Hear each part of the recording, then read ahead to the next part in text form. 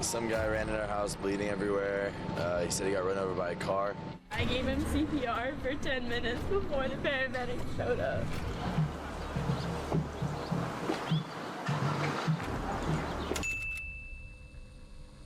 Hey, Elliot Rodgers here. You know, I never really heard him speak. He didn't talk. We didn't see this coming at all. I just don't know why this happened to our son. I've been doing a lot of thinking about how sad and unfair my life has been. You forced me to suffer all my life, and now I'll make you all suffer. Well, this is my last video. I've waited a long time for this. 6 UC Santa Barbara students killed. Over a dozen more were injured. All at the hands of this 20-year-old, someone who even his closest friends described as broken from the moment of conception. I think he's a really lonely guy. Are mass murderers born, or are they made? To try and understand the case of Elliot Rodgers, we must start from the very beginning. I wish I could be a kid again. In 1991, Elliot Rodgers was born in London, England, to mother Lai Chin, a Malaysian Chinese nurse, and father Peter, a commercial and film director. The shy child would later consider those early years the happiest of his life, yet even then there were warning signs of trouble to come. My parents used to always take me here when I was a kid, back when my life was happy and fair. Elliot was highly literate, yet almost preternaturally quiet, and would often write down what he wanted to say instead of speak it. While he was never officially diagnosed, this is a symptom of selective mutism, a rare childhood anxiety disorder in which sufferers find themselves unable to speak in social situations. When Elliot was 6, Peter moved the family to Los Angeles. When his parents divorced just 1 year later, it was another massive change for the already fragile boy. Even at such a young age, it would prove an insurmountable trauma. Within a year, his father married Moroccan actress Sumaya Akaborn, triggering jealousy in young Elliot. He idealized his father's wealth and power as tools to attract the women of his dreams. You'll later realize just how dangerous this idea that money alone could attract any women you wanted would be. Back when I thought the world was fair. How naive I was. I was only an innocent child. Elliot had few friends, and when play dates would be arranged, he would simply wander off to bedrooms or the backyard to be alone. He hated sharing and would become irrationally angry when forced to do so. In the rare cases he'd make a friend, he'd become possessive of them and jealous if they played with anyone else. And what comes to sit in front of me?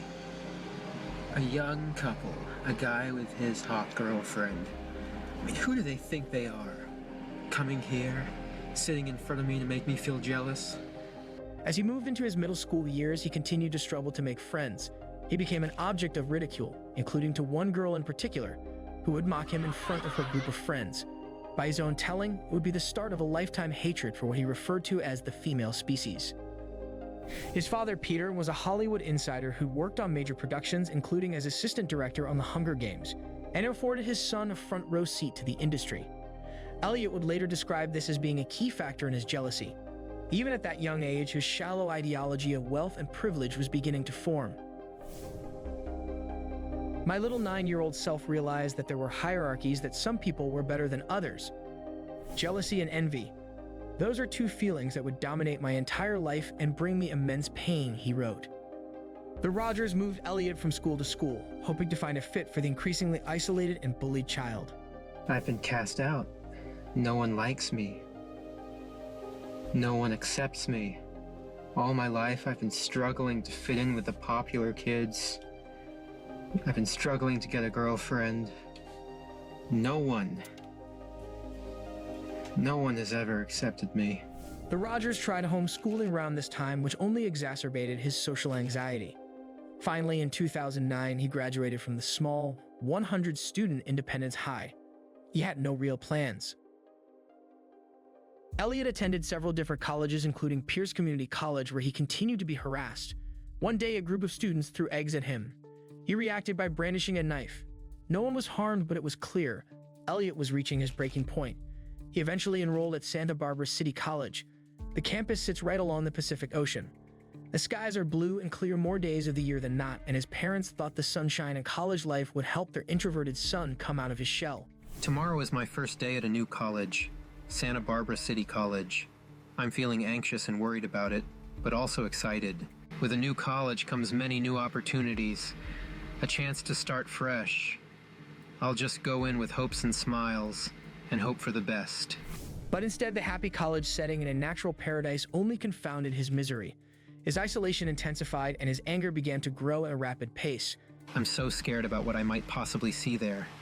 A young couple, hot girls walking with hot douchebag guys, a guy kissing his hot girlfriend. Such sights will break my heart, tear all my soul, stab my ego, consume me with rage. I'll just have to try not to concentrate on them, pretend they don't exist. By 2011, Elliot had stopped attending class and was slipping further into the grips of his hate. This is the reason why I hate the world. Everywhere I go, I'm all alone.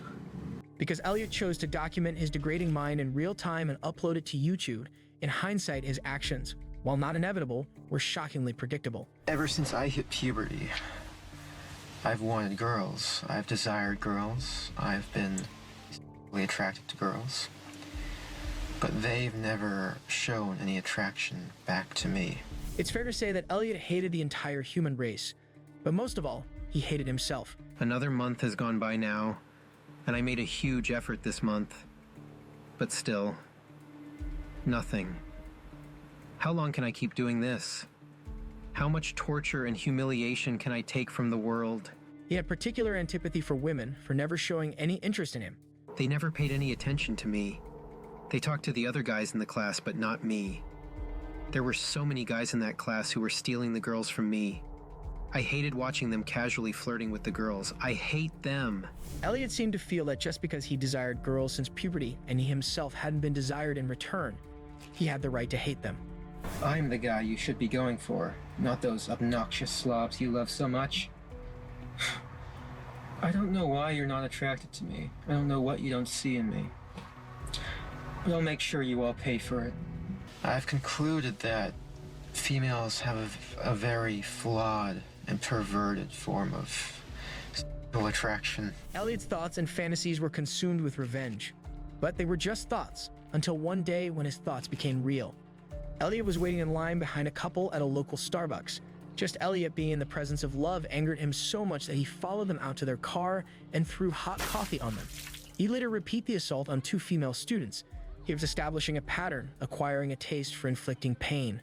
Yes, I'm a shy, quiet guy, but I have good qualities to myself. I'm a gentleman.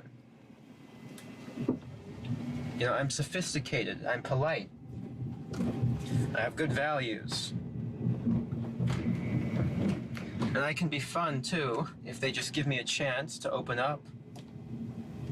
But girls never give me a chance because they're evil and cruel like that. Elliot believed his designer clothes and nice car, all bought with his father's money, would make up for his wholly deficient personality. I do everything I can to appear attractive to you. I dress nice. I'm sophisticated. I'm magnificent. I have a nice car, a BMW. Well, it's nicer than 90% of the people at my college. You know, I'm polite. I'm the ultimate gentleman. And yet, you girls, you never give me a chance. I don't know why. You know, I put a lot of effort into dressing nice. These sunglasses here, they were $300. Giorgio Armani. So I'll put them on. See? In addition to his misogyny, Elliot was also a rabid racist, often posting his vile views online. Specifically, he hated seeing blonde women with any man. He had a special disgust seeing them with men of a different color. I passed by this restaurant and I saw this black guy chilling with 4 hot white girls. He didn't even look good. Then later on in the day, I was shopping at Trader Joe's and saw an Indian guy with 2 above-average white girls. What rage-inducing sights did you guys see today? Don't you just hate seeing these things when you go out? It just makes you want to quit life. On the bodybuilding forums, Elliot would spew his disgust at men of Asian descent. When asked by one if a certain pair of shoes would help attract white women, Elliot told him, "Shoes won't help you get white girls. White girls are disgusted by you, silly little Asian." It's worth noting that Elliot himself is of part Asian descent, and his racism could very well be another sign and extension of his intense self-loathing. It's almost been a month since that traumatic day. The day I lost the lottery jackpot that I was meant to win. Elliot would spend the $1,000 a month allowance Peter gave him on designer clothes and lottery tickets, often driving over 2 hours to Arizona or Nevada just to buy more. I was going to be the record-breaking lottery winner of $656 million. I still can't come to terms with the fact that I didn't win. He came to believe that winning the lottery would solve all of his problems and would be the only way he could attract a woman. I should not be in this position right now. If I had won, then I would probably be driving one of my dream cars at this very instant, looking for a new mansion to buy. I would probably even have a girlfriend by now. That is how my life should be. Not this. Not this depression and suffering and loneliness. His clothes and car obviously weren't enough, and it didn't seem to occur to him to try to make money on his own through honest work. The lottery was his last chance. I dropped my classes with the conviction that I would return to college as a rich guy who could get all the girls. But every time Elliot lost, he considered it a personal affront to his sense of self, a conspiracy of the universe against him. I thought I had a chance to become rich very quickly. I thought I would win the lottery. It was meant to be. I can't believe I didn't win. This is so shattering. What do I do now? With all hope lost, he took a drive where he would confess his innermost thoughts to his camera phone, the only thing listening. Every time I drive through this place, I am overcome with rage, because I see so many guys walking around with beautiful blonde girls, enjoying their lives, while I've lived here for more than 2 years in loneliness. No one's ever invited me to parties. No girls have been attracted to me. I've never had the pleasure of walking through this town with a beautiful girl on my arm. So many beautiful girls walking around here. But they would never give me a chance. See, look at that one. I just passed one. They would reject me at every turn. Here I am, Elliot Rodgers. Beautiful, magnificent gentleman. Though the girls around this town don't see it. They hang around with those slobs, those obnoxious, horrible, disgusting men. But they never give me a chance. That's why my life is so unfair. Oh look, even more houses full of obnoxious college students right there. This world does not make sense. Despite Elliot feeling like a victim himself, he held no empathy for anyone he deemed less attractive. Hot young sluts who would just reject me. And look at these douchebags right here. These assholes, these obnoxious little slobs. You see guys like this. Oh wait, no. Not guys like those. Those guys were ugly as fuck. It's a dangerous mixture of inferiority and superiority complexes, another clear trait of an undiagnosed narcissistic personality disorder. Police car. Whoa. God damn. I'm so glad that police car didn't stop me for holding up my cell phone. I've already gotten a parking ticket this month. Notice how despite Elliot's antisocial traits, he still has a strong respect for authority and is highly concerned about getting a ticket from police. This would seem anathema to the strongman persona, yet upon closer examination, ties in strongly with his deep-seated insecurity. He most likely fears and respects police because he covets the power they possess. Look, that's the house I got beat up at when I walked in on a party. That was about almost a year ago now. Back in August of 2013. 1 year later, and everything Elliot felt he had to give the world had been rejected. Everything he ever wanted had been denied. The entire female gender must have something mentally wrong with them. To be so evil and cruel to me by starving me of love and sex, while they eagerly give it to other men. The only thing left to do was to take it. They are all mentally ill. They must all be punished, and I will be the one to punish them. His deterioration was complete. The only hope for a future rested in none at all, for Elliot, or anyone who stood in his way. The girls are not attracted to me. And there's a major problem with that. A major problem. That's a problem that I intend to rectify. I will not let this fly. It's an injustice that needs to be dealt with. Well, this is my last video. It all has to come to this. Tomorrow is the day of retribution. The day in which I will have my revenge against humanity. Against all of you. Elliot seemed to have waited for the natural light to be just right for his final video. He was putting the time in to make his last statement a work of art. In the most cinematic of delusions, Elliot was preparing to drive off into the sunset. You girls have never been attracted to me. I don't know why you girls aren't attracted to me, but I will punish you all for it. It's an injustice, a crime, because I don't know what you don't see in me. I'm the perfect guy. And yet you throw yourselves at all these obnoxious men instead of me, the supreme gentleman. I will punish all of you for it. The contrast between Elliot's typical videos and when he played his evil character is stark and a clear reminder of the artificiality of his persona. I'll be a god, exacting my retribution on all those who deserve it. And you do deserve it, just for the crime of living a better life than me. Elliot showed signs of extreme narcissism combined with a complete lack of empathy. His stewing rage, along with an inability to maintain aggression, was a verifiable witch's brew of unchecked psychopathy. All you popular kids, you've never accepted me. All I've ever wanted was to love you and to be loved by you. I've wanted a girlfriend. I've wanted sex. I've wanted love, affection, adoration. But you think I'm unworthy of it. That's a crime that can never be forgiven. After the hours of hate Elliot had spewed in his videos, it sounds rather foreign to hear him speak of love and shared affection.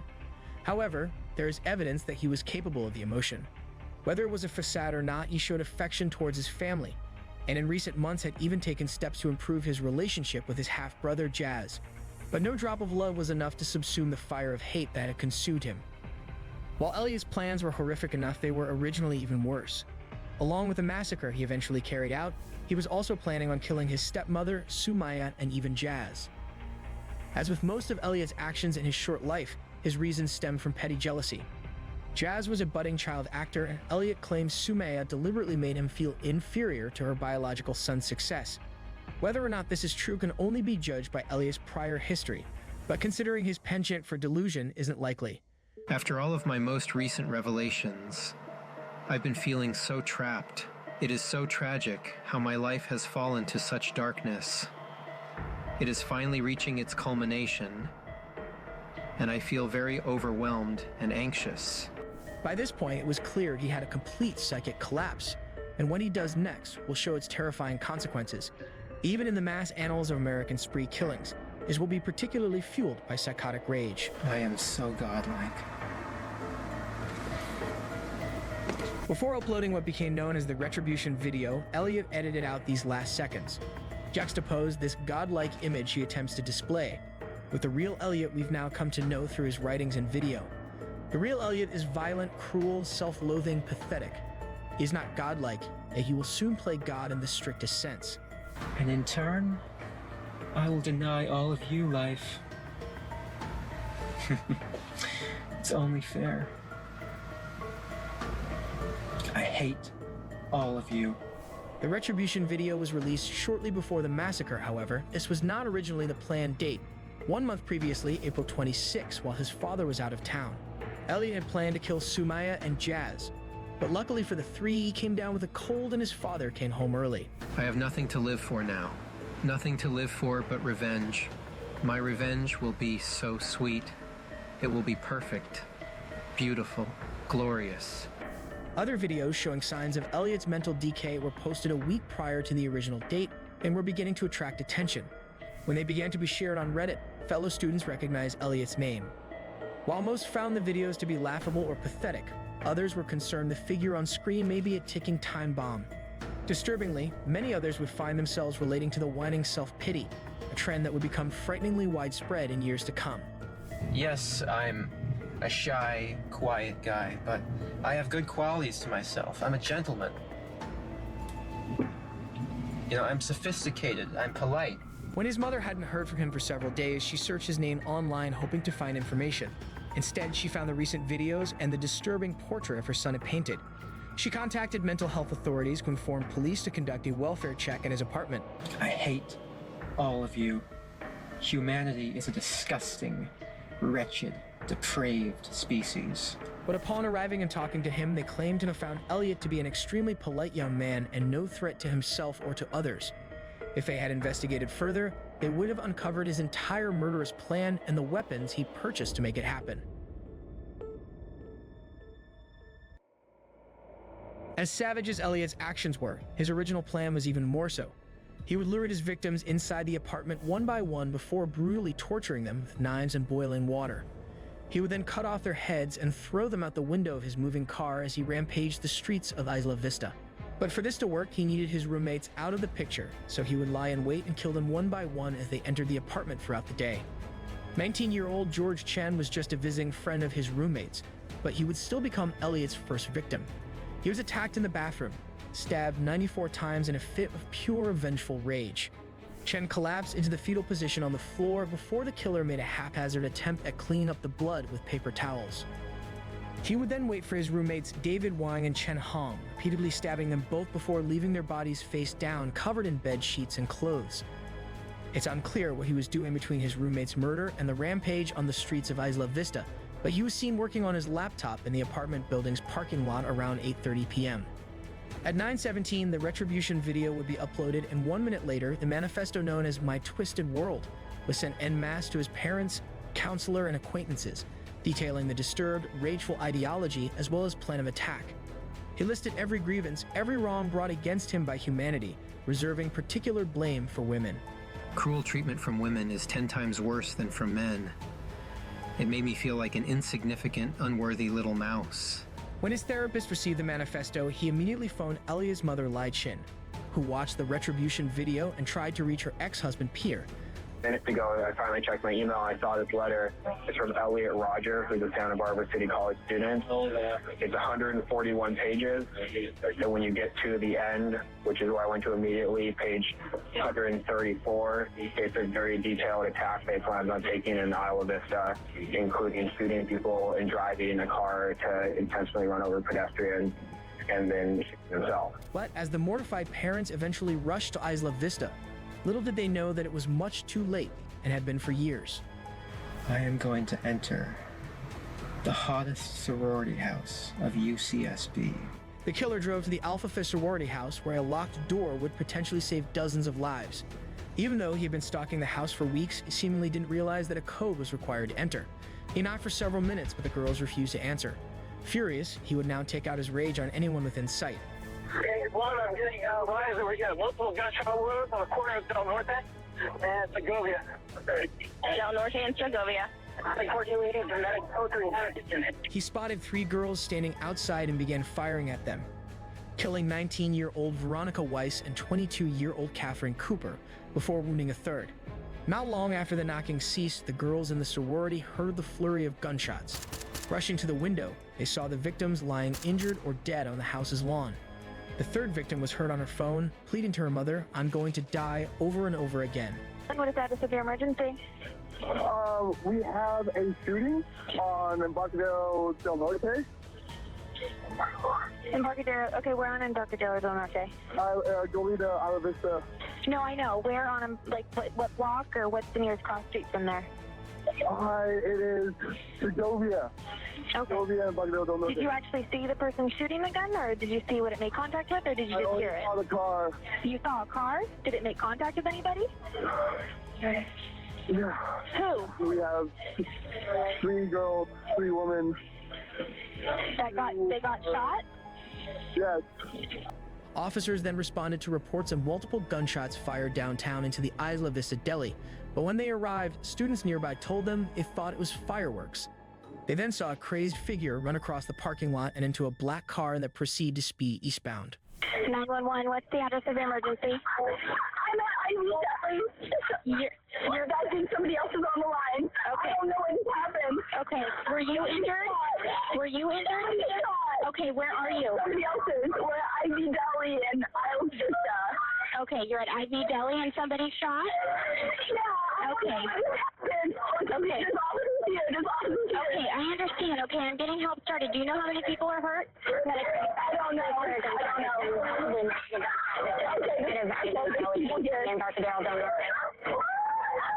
Hello? Yes? 34. Okay, I'll let you talk to him.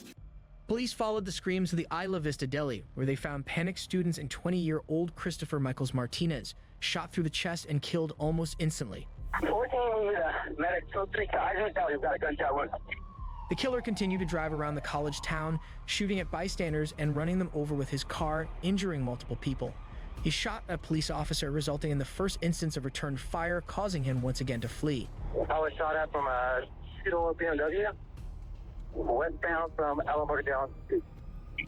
CPR in progress. CPR in progress. Okay, we got another gunshot. Victim at shots fired, shots fired. He continued firing at bystanders from his car, and several officers now returned fire, one bullet striking him in his upper left thigh. He fled yet again, but soon crashed into the back of a black Jeep. Elliot's car was riddled with bullets and bleeding gasoline. With the officers' shouted commands getting closer and his retribution as complete as it ever would be, Elliot was done. He put a bullet in his head,